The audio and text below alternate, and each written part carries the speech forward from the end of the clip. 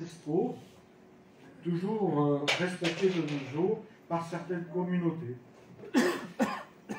Et j'ai été touché par entendre et voir ce qu'on voyait dans la plupart des communautés gitanes, où une jeune fille qui n'est pas encore mariée n'a pas le droit de se retrouver seule avec un garçon. C'est des raisons de convenance chez eux, alors certaines communautés, pas toutes. Et le jour du mariage, voilà, il faut qu'elle se retrouve avec un chaperon qu'on appellerait. Je ne sais pas si vous connaissez un peu ça, mais c'est assez intéressant de voir qu'il y a toujours un frère, un cousin qui l'accompagne, voilà, au cas où, où ils se tiendraient trop fort la main, au cas où ils s'embrasseraient. Donc voilà, il y a toujours ce chaperon qui surveille. Et le jour du mariage, dans certaines de ces communautés, il y a ce qu'on appelle la cérémonie du mouchoir, qui est pratiquée aussi dans certains rites autres en Orient. Cela consiste à vérifier que la future épouse est toujours vierge. Et donc moi, ça m'a ramené au texte de Matthieu, chapitre 1er, au verset 18-25. Et donc je vais le lire avec vous, parce que ça m'a interpellé. Voici dans quelles circonstances Jésus-Christ vint au monde. Marie, sa mère, était liée par fiançailles à Joseph. En fait, elle était promise. Or, elle se trouva enceinte par l'action du Saint-Esprit, avant qu'ils n'aient vécu ensemble. Joseph, son futur mari, était un homme bon et droit. Il ne voulait pas la livrer au déshonneur, c'est pourquoi il se proposa de rompre ses fiançailles sans ébruiter la raison. Il réfléchissait à ce projet quand un ange du Seigneur lui apparut en rêve et lui dit « Joseph, descendant de David, ne crains pas de prendre Marie pour femme, car l'enfant qu'elle porte vient de l'Esprit Saint. Elle donnera naissance à un fils, tu l'appelleras Jésus. C'est lui en effet qui sauvera son peuple de ses péchés. » Tout cela arriva pour que s'accomplisse cette parole du Seigneur transmise par le prophète. Voici, la jeune fille vierge sera enceinte, elle enfantera un fils, et l'on appellera Emmanuel, ce qui veut dire Dieu est avec nous. À son réveil, Joseph fit ce que l'ange du Seigneur lui avait commandé. Un passage qui m'a beaucoup interpellé, en tout cas la fin du passage, où Joseph est resté tranquille, on pourrait dire, tout le long de ses fiançailles. Donc c'est très beau. Et puis j'ai fait un lien avec l'Ancien Testament, parce que dans l'Ancien Testament, il y a toujours des perles qu'on ne sait pas voir, et pourtant c'est magnifique. Et c'est dans le livre des Juges. Alors c'est un livre où il y a beaucoup de bagarres, mais moi ça m'a toujours intéressé, les bagarres, étant enfant et même adulte, parce qu'il y a des perles que parfois on ne sait pas voir.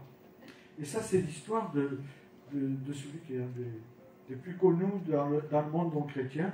C'est l'histoire de Samson.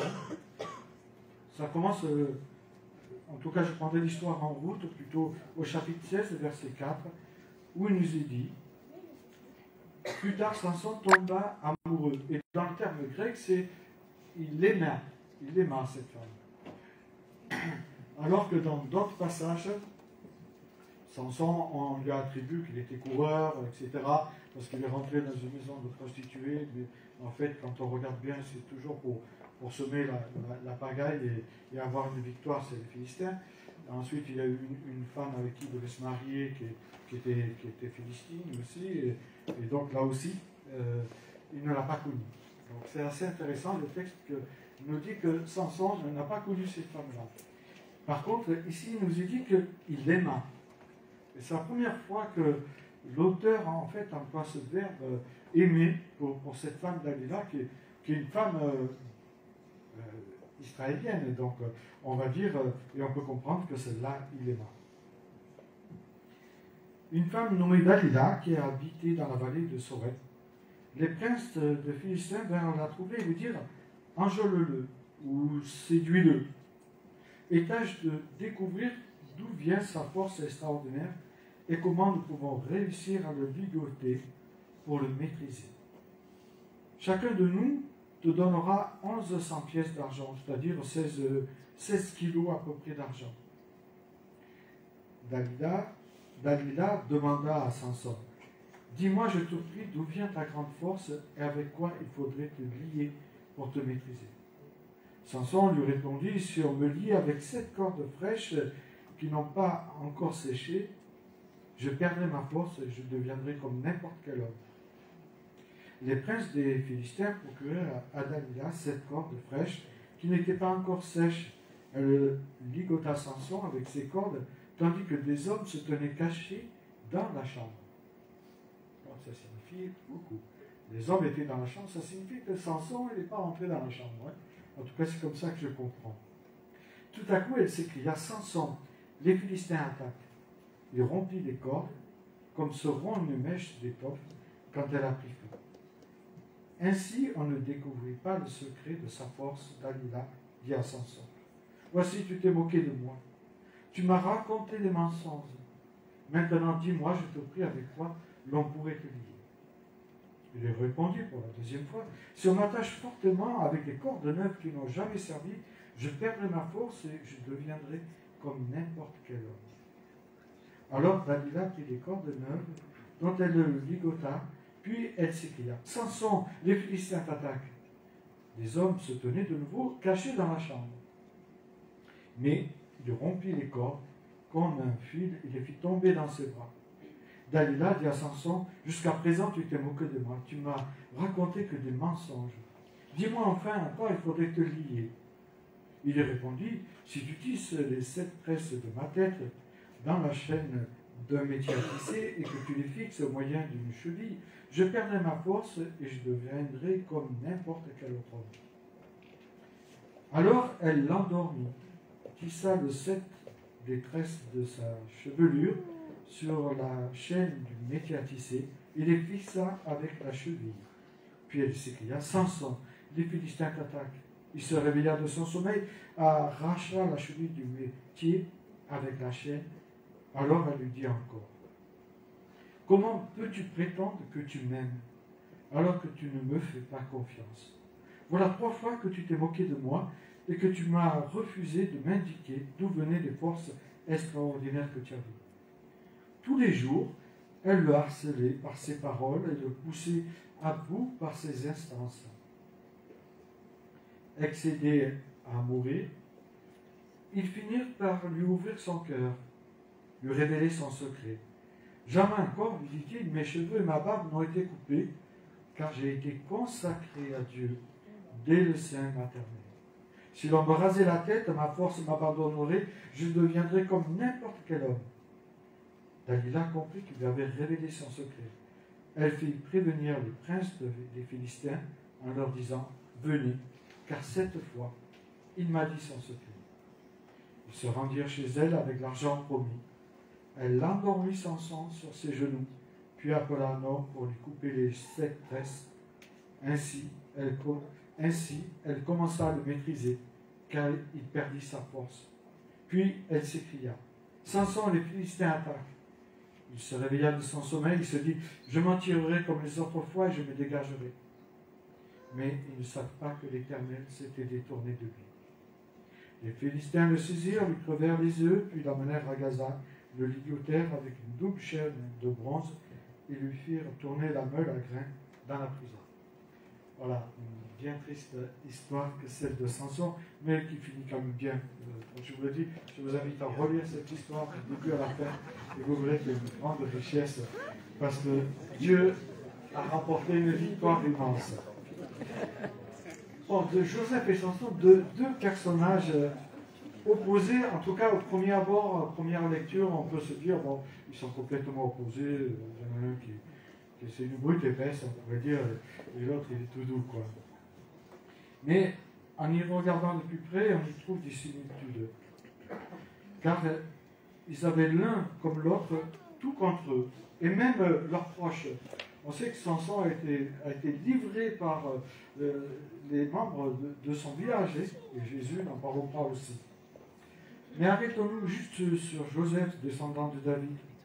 Sa famille était originaire de Bethléem, et son métier de son père, et certainement le sien, était un métier de maçon ou de charpentier, on ne sait pas trop exactement.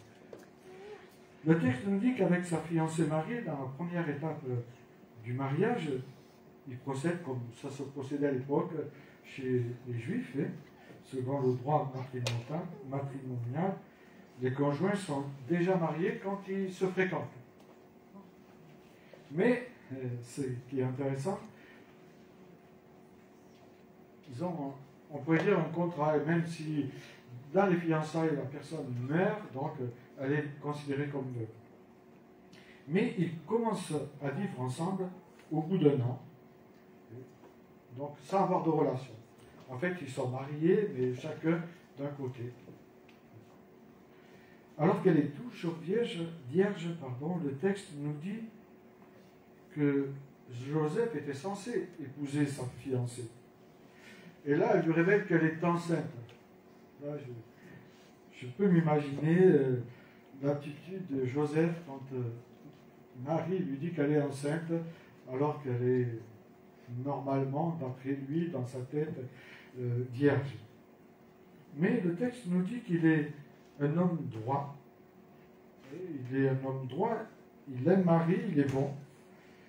Il pense la répudier, mais en cachette, car il a peur du sort qui pourrait lui être réservé. Et on sait que le sort dans le livre de Deutéronome est très violent. Donc on lapidait les personnes qui couchaient avant. Le verset 25 nous précise qu'il n'a pas eu de relation conjugale avec elle avant qu'elle ait mis au monde Jésus. En fait, il n'a pas consommé Joseph. Moi, je trouvais ça très beau, de pouvoir ne pas consommer et se fréquenter.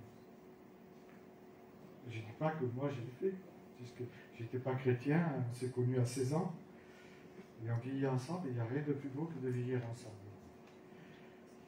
Et le récit biblique de Samson, je reviens là-dessus, et Dalila est l'un des plus célèbres de l'Ancien Testament. On sait que Samson était le fils de Manoach, de la tribu de Dan.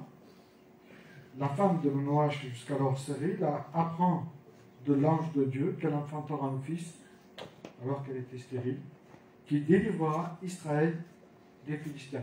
Et Israël faisait que des compromis. Dans le livre des Juges, il ne s'arrête pas de faire des compromis. Cet enfant doit être consacré à Dieu dès sa naissance.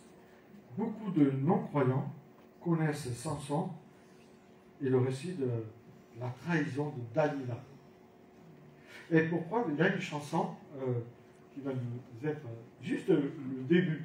Alors, les moins de 20 ans, vous ne connaissez pas, les moins de 30 ans non plus. Alors, on va voir si... Ah, ça réveille certains, hein?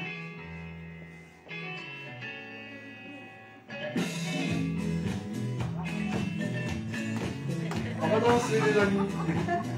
Non, il faut écouter. Et on arrête. Voilà. Hein? C'est très beau. Hein? Donc on voit que même les non-chrétiens sont imprégnés de passages bibliques sans s'en rendre compte. Et ça, j'ai trouvé ça intéressant. Donc voilà l'histoire de Samson qui est connue même de nos contemporains, puisque Sheila elle-même a chanté. Et les paroles sont assez intéressantes. J'ai regardé quand même, par précaution, ce que disait, c'est assez intéressant. Elle parle de trahison, qu'on peut avoir dans la vie avec quelqu'un qu'on aime et qu'on a cru que c'était voilà, le prince charmant. Donc, le récit de Samson est intéressant parce que c'est le récit de la séduction.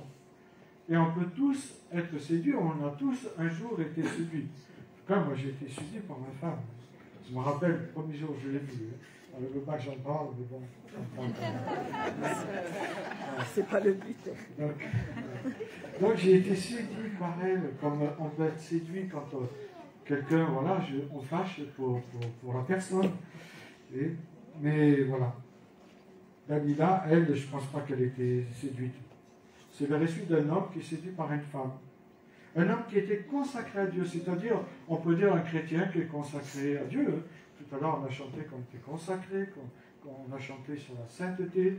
Donc ça veut dire consacrer, se donner, se vouer à Dieu complètement. Et donc on peut se transposer cette histoire à nous. Et justement, l'apôtre Paul, dans 1 Corinthiens 10, nous dit très bien que ces choses-là sont arrivées pour nous servir d'exemple. Donc, il nous donne des conseils. Puisez dans l'Écriture et vous trouverez qu'il y a des exemples qui peuvent être utiles pour votre vie de tous les jours. Et j'aime bien Blaise Pascal, alors, soit parce qu'il s'appelle Pascal, mais parce qu'il a écrit des choses extraordinaires. Il a dit, le cœur a ses raisons que la raison ne connaît point. Et quand on réfléchit à ça, on comprend. Ça signifie que les sentiments peuvent être plus forts que la raison, au point de nous pousser à des choix qui, aux autres, paraissent contraires à la raison. Ça arrive. Vous savez, des fois, des jeunes filles, des jeunes hommes viennent nous voir et nous disent « Qu'est-ce que tu penses ?» Et moi, ça m'est déjà arrivé. J'ai dit « Il vaut mieux attendre un peu. Parce que tu sais, bon, c'est pas terrible. Attends un peu, apprends à le connaître. Puis tu verras l'engagement, il ne faut pas aller trop vite. » Mais bon, voilà, le cœur est là et il bat tellement fort qu'on ne réfléchit plus, on oublie tout et on y va. Bon, après, malheureusement, des fois, ça fait des dégâts. Donc, je reviens sur son erreur de Samson avec Dalila. Rappellera aussi qu'Israël, la force que le peuple a perdue pour avoir fait confiance à ceux qui étaient indignes de confiance, c'est-à-dire les Philistins à l'époque. Et à plusieurs reprises, ils vont essayer de faire compromis, de leur faire confiance, et à chaque fois, ils vont se faire rouler dans la farine, comme on dit. Le problème de Samson, au verset 4 du chapitre 16, c'est qu'il aima. Alors aimer, c'est bon, hein, normalement. Mais lui, il aima cette femme, et il était persuadé, elle était de sa tribu, donc voilà. C'est la femme de sa vie pour lui. Elle était juive, mais le texte nous dit qu'elle était indigne de confiance, cette femme. Et le texte laisse sous-entendre qu'il ne l'a pas connue. C'est assez intéressant. Parce que souvent, elle est présentée autrement. Notre ami Samson. Sinon, les soldats qui étaient dans la chambre, ils les auraient vus. Ou alors, il n'allait jamais dans sa chambre. Je ne sais pas comment il faisait. Être amoureux, ça a du bon d'être amoureux. Hein. On a des ailes, on se sent bien. Mais ça peut être dangereux aussi si on est aveuglé par la personne. On peut être subjugué par cette personne qui parle bien, qui nous flatte, etc. Dans la Bible, nous voyons que la sexualité est un don de Dieu. Et je dois le considérer comme tel, mais elle est associée à un cadre bien précis que Dieu nous donne, c'est le mariage, bien sûr. Puisqu'il nous dit que notre corps est le temple du Saint-Esprit. Mais attention, il serait dangereux de dire que c'est elle qui fait le mariage. Ce n'est pas la sexualité qui fait le mariage, pas du tout. Parce que notre sexualité peut changer au fil des années. Et donc, si c'est celle-là qui fait le mariage, et bien, à un moment donné, on va se dire, mon épouse est trop vieille ou mon mari est trop vieux. Donc, voilà. Aux yeux de Dieu, la perspective de ce passage, c'est-à-dire de coucher ensemble, n'est pas du tout banale, ordinaire ou anodin, où on ne cesse de voir et d'entendre certaines choses. On ne cesse pas pour voir, c'est pas les voitures, vous savez, les garages, qui vous prêtent une voiture pendant une semaine et après, au bout d'une semaine, vous dites, si ça ne va pas, vous le ramenez.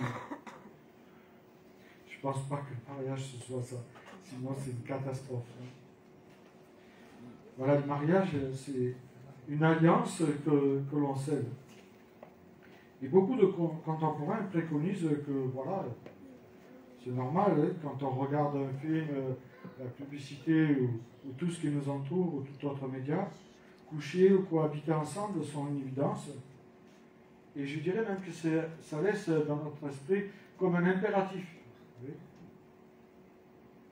Malheur à ceux qui osent dire qu'ils veulent attendre. Oh là, ils risquent de passer pour des débiles, des ringards qui ne connaissent rien à la vie. C.S. Lewis, un auteur très intéressant, a dit il a écrit il y a longtemps, hein, il a dit la chasteté est la plus impopulaire des vertus chrétiennes. Aujourd'hui, il est presque obligatoire d'accorder une place privilégiée au sexe, une place qu'aucun autre de nos instincts n'a jamais eue dans aucun de nos pays dits civilisés. De l'aveu de tous, ceux-ci, sans exception, doivent être maîtrisés. C'est pour cela que l'apôtre Paul nous dit veillez et priez afin de ne pas entrer dans la tentation. Et puis Jésus a dit lui-même, l'esprit il est toujours bien disposé, mais voilà, il y a la chair qui est faible.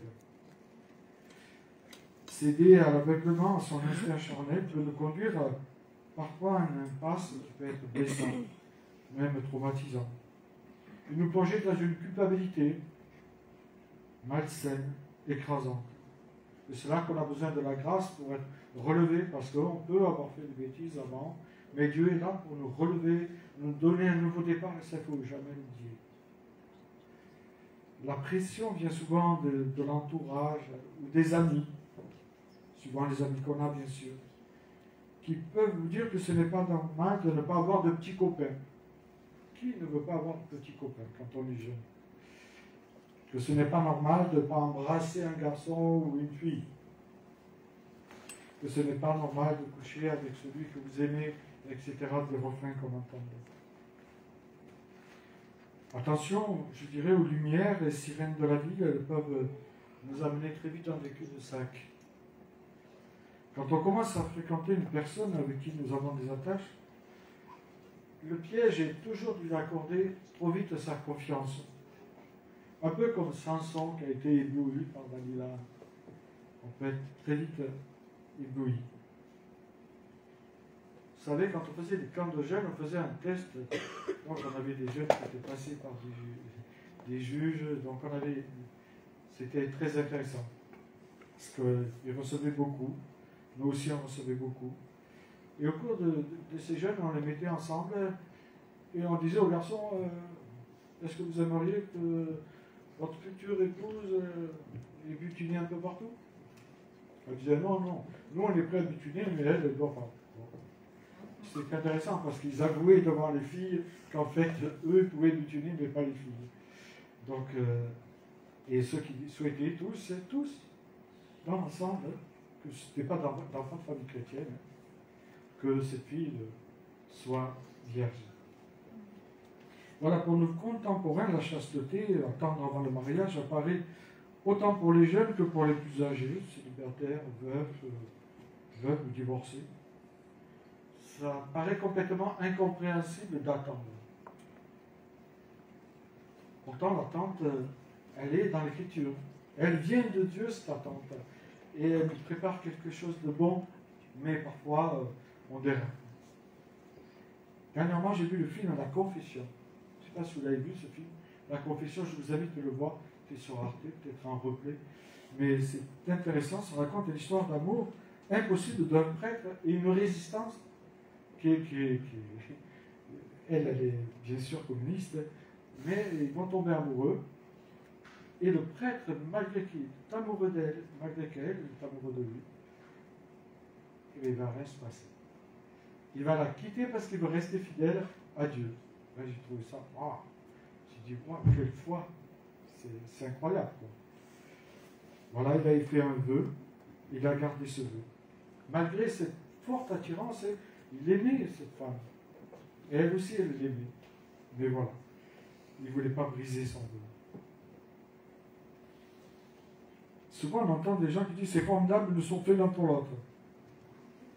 C'est l'homme ou c'est la femme de ma vie. Waouh, c'est extraordinaire ça. J'ai tendance à penser que la personne a tout faux dans les deux cas. Pardon. Non, mais bon. On n'est pas fait l'un pour l'autre. On se fait l'un à l'autre. C'est complètement différent. Parce que si on attend que l'autre soit fait pour nous, alors il ne sera jamais fait pour nous. Et puis attention, pour les jeunes, moins jeunes peut-être, il y a des gens qui disent, des garçons, moi j'ai entendu beaucoup ça dans la bouche des garçons, si tu m'aimes, couche avec moi. Oh. Dis donc, c'est pas mal ça. Mais je ne vois pas le rapport. La fille pourrait dire, si tu m'aimes, attends. Ben oui, normalement c'est ce qu'elle pourrait répondre. Parce qu'elle pourrait lui dire, est-ce que c'est moi que tu désires ou est-ce que c'est simplement mon corps que tu désires? La sexualité est un don de Dieu. Et Dieu n'a pas peur d'en parler. À ma femme, je lisais l'Ecclésiaste. J'aimais bien le dire l'Ecclésiaste. Ou le Cantique des Cantiques. C'était très beau. Je faisais comme si ça venait de moi, bien sûr, ce qui était écrit. Il y a tellement de belles phrases là-dedans que je disais, waouh, le gars, c'est un charmeur. Voilà. Mais Dieu n'a pas peur d'en parler puisqu'il y a 13, je crois, il me semble, ou 11 lettres où on parle de sexualité. Donc Dieu n'est pas contre la sexualité elle est bonne, mais elle a un cadre. Voilà, c'est tout. Et ce cadre, c'est pour nous protéger. Parce que sinon, je peux en abuser. En trahissant justement l'intention, le projet que Dieu a pour moi. Tout est permis, dit l'apôtre Paul. Mais tout n'est pas utile. Voilà. Attention, le péché ralentit toute notre progression spirituelle et peut même stopper notre marche avec Dieu. En tout cas, si vous avez chuté, ou si vous êtes dans une situation un peu compliquée, ben, demandez à Dieu qu'il vous aide à la régler. Il n'y a rien de plus simple. Hein. Et puis si vous avez chuté, ben, demandez à Dieu qu'il vous pardonne et repartez sur des bonnes bases. Parce que nous avons un Dieu qui nous aime infiniment. Donc il est prêt à repartir avec nous à chaque fois que nous tombons. Et donc ça c'est intéressant. Implorer le pardon de Dieu qui est fidèle et juste pour nous pardonner, pour nous purifier, nous dit le texte. Et lui demander le vouloir et le faire pour prendre justement une nouvelle direction. Ce matin vous avez parlé de nouvelle direction. C'est pas évident de prendre une nouvelle direction. C'est pas évident de marcher avec Dieu. Parce que la route est pleine d'embûches, pleine de tentations, pleine de choses qu'on ne s'y attend pas. Le diable est là, il rôde comme un lion qui rugit, et puis il est prêt à nous arrêter. Mais Dieu est beaucoup plus puissant que ce qu'on peut imaginer. Il est capable de nous relever, de nous amener jusqu'au bout, pour qu'on termine cette course avec lui, et qu'il nous dise, j'ai été content de toi, bon et fidèle serviteur. Entre dans ma présence. Voilà, Dieu nous permet, quoi qu'on ait fait, de revenir à lui. Et ce texte m'a beaucoup interpellé. M'a beaucoup interpellé parce que je pense que notre société nous influence beaucoup. Et c'est dommage que nous influençons pas notre société. Et nous rentrons dans ce moule bien souvent parce qu'on entend, parce qu'on est martelé. Et pourquoi nous autres ne pas oser dire ce que nous pensons, ce que nous croyons? Je pense que nous devons demander à Dieu d'enlever tout esprit de timidité pour oser porter haut et fort ce drapeau, cet étendard de l'Évangile, en disant oui, voilà, moi je suis quelqu'un qui doit attendre. Parce que je pense que le mariage, c'est pas n'importe quoi. Le mariage, c'est quelque chose qui peut être beau, mais qui peut être difficile aussi si on s'est trompé, ou si on s'est trompé l'un et l'autre. Voilà, je vous invite à prier. Seigneur, notre Père éternel, nous voulons te dire notre reconnaissance pour ta parole, parce que tu nous donnes un contenu extraordinaire, où nous pouvons comprendre qui tu es, qui nous sommes. Nous pouvons comprendre que les hommes avant nous ont précédés et avaient leurs faiblesses. Merci de les avoir relevés à chaque fois qu'ils sont tombés.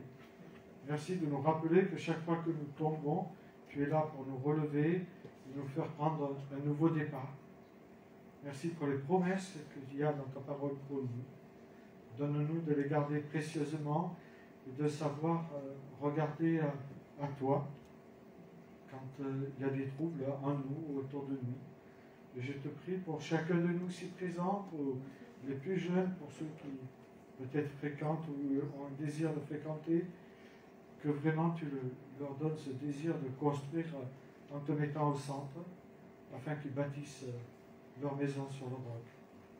Merci Seigneur pour tout ce que tu vas faire. Merci de nous parler aux uns et aux autres tout au long de cette semaine. Nous amener à relire ton écriture pour mieux comprendre ce que tu attends de chacun de nous. Je te prie de nous bénir et de nous fortifier dans la foi à la personne de Jésus-Christ. Amen.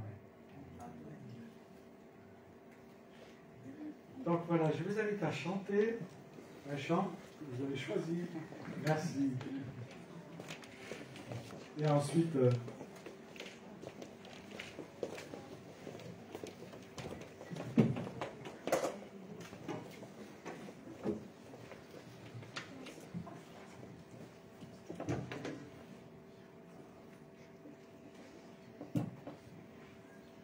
nous allons chanter ensemble le chant fort et puissant.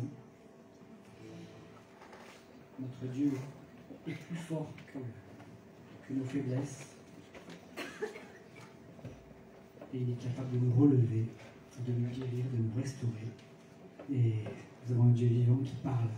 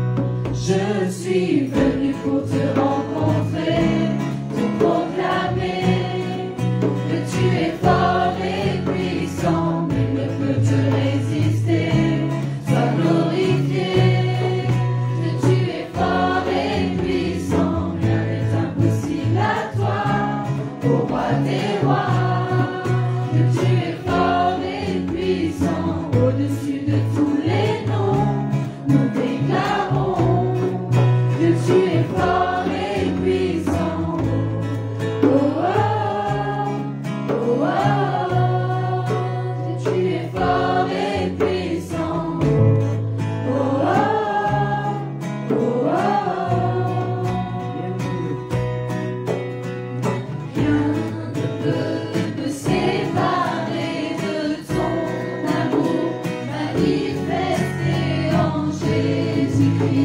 mon sauveur règne aux cieux.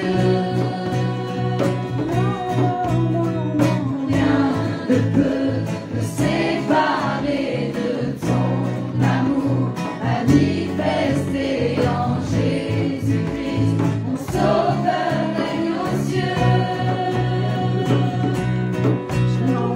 Rien ne peut me séparer de ton amour manifesté en Jésus-Christ, mon sauveur règne aux cieux.